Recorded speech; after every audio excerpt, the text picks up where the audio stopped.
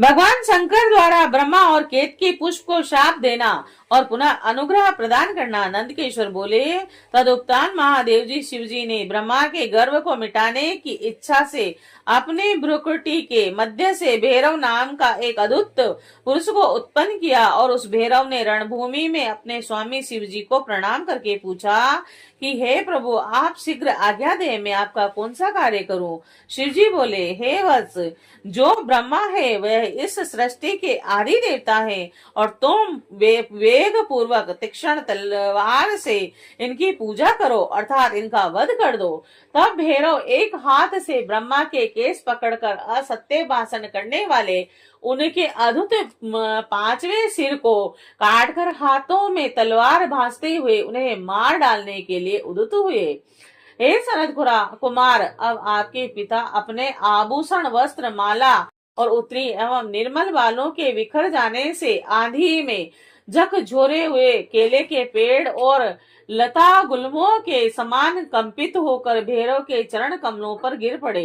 हे तात, तब ब्रह्मा की रक्षा करने की इच्छा से कृपालु विष्णु ने मेरे स्वामी भगवान शंकर के चरण कमलों को अपने अश्रु जल से भिगोते हुए हाथ जोड़कर इस प्रकार प्रार्थना की, जैसे एक छोटा बालक अपने पिता के प्रति टूटी फूटी वाणी से करता है। अच्युत्य बोले, हे ईश्वर, आपने ही पहले कृपा पूर्वक इस ब्रह्मा को पंचानंद स्वरूप प्रदान किया था और इसीलिए ये आपके अनुग्रह करने योग्य है और इसका अपराध क्षमा करें और इन पर प्रसन्न हो। भगवान अच्युत्य के द्वारा इस प्रकार प्रार्थना किए जाने पर शिव जी प्रसन्न होकर देवताओं के सामने ही ब्रह्मा को दंडित करने से भैरव को रोक दिया और शिव जी ने एक सिर से विहीन कपटी ब्रह्मा से कहा, हे ब्राह्मण, तुम श्रेष्ठता पाने के चक्कर में सटे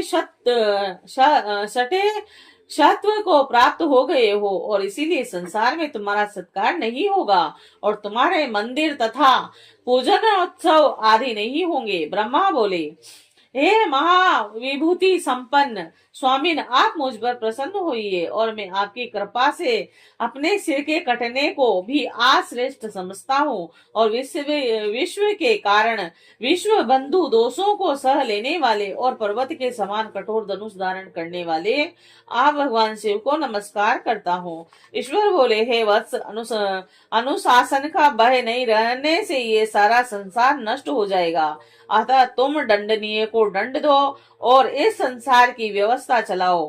तुम्हें एक परम दुर्लभ वर भी देता हूँ, जिसे ग्रहण करो। अग्निहोत्र आदि वैतानिक और ग्रह यज्ञों में आप ही श्रेष्ठ रहेंगे। सर्वांग पूर्ण और पुष्कल दक्षिणा वाला यज्ञ भी आपके बिना निष्फल होगा। तब भगवान शिव ने झूठी गवाही देने वाले कपटी उस केतकी पुष्प से कहा, अरे शट केतकी, तुम दुष्ट हो, यहाँ से दूर चले जाओ। मेरी पूजा में उपस्थित तुम्हारा फूल मुझे प्रिय नहीं होगा। और शिव जी द्वारा उस प्रकार कहते ही सभी देवताओं ने केतकी को उसके पास से हटाकर अन्यत्र भेज दिया। केतकी बोला, हे नाथ, आपको नमस्कार है। आपकी आज्ञा के कारण मेरा तो जन्म ही निष्फल हो गया है। हे तात, मेरा अपराध क्षमा करें और मेरा जन्म सफल कर दें। जाने अनजाने में हुए पाप आपके स्मरण मात्र से नष्ट हो जाते हैं। फिर ऐसे प्रभावशाली आपके साक्षात दर्शन करने पर भी मेरे झूठ बोलने का दोष कैसे रह जाता है। उस सभा स्थल में केतकी पुष्प के इस प्रकार स्तुति करने पर भगवान सदाशिव ने कहा कि मैं सत्य बोलने वाला हूँ, अतः मेरे द्वारा तुझे धारण किया जाना उचित नहीं, किंतु मेरे ही अपने विष्णु आदि देवगण तुम्हें धारण करेंगे और तुम्हारा जन्म सफल होगा और मंडप आदि के बहाने तुम मेरे ऊपर भी उपस्थित होगे। और इस प्रकार भगवान शंकर, ब्रह्मा, विष्णु और केतकी की पुष्प पर अनुग्रह करके सभी देवताओं से स्तुत होकर सभा में सुशोभित हुए।